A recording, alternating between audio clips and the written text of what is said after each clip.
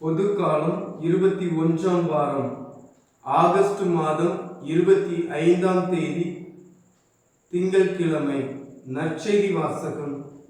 புனித மத்தேயு எழுதிய நற்செய்தியிலிருந்து வாசகம். அதிகாரம் 23, இறை வார்த்தைகள் 13 முதல் 22 முடிய.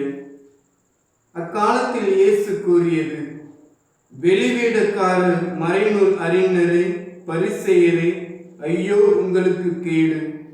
மக்கள் நுழையாதவாறு அவர்கள் முன்பாக விண்ணக வாயிலை அடைத்து விடுகிறீர்கள்.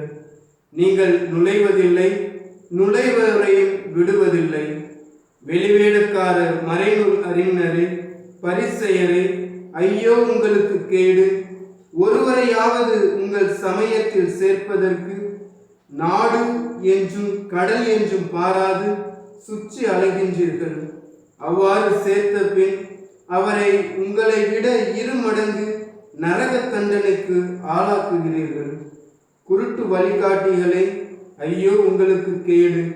யாராவது திருக்கோவிலின் மீது ஆணையிட்டால் ஒன்றுமில்லை, ஆனால் அவர் கோவிலின் பொன் மீது ஆணையிட்டால் அதை நிறைவேற்ற கடமைப்பட்டவர் என்கிறீர்கள். குருட்டு மடையரே, எது சிறந்தது?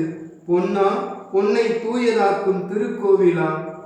யாராவது பலிபீடத்தின் மீது ஆணையிட்டால் ஒன்றுமில்லை, ஆனால் அவர் அதில் படைக்கப்பட்ட காணிக்கையின் மீது ஆணையிட்டால் அதை நிறைவேற்ற கடமைப்பட்டவர் என்கிறீர்கள். குருடரே, எது சிறந்தது? காணிக்கையா? காணிக்கையை தூயதாக்கும் பலிபீடமா?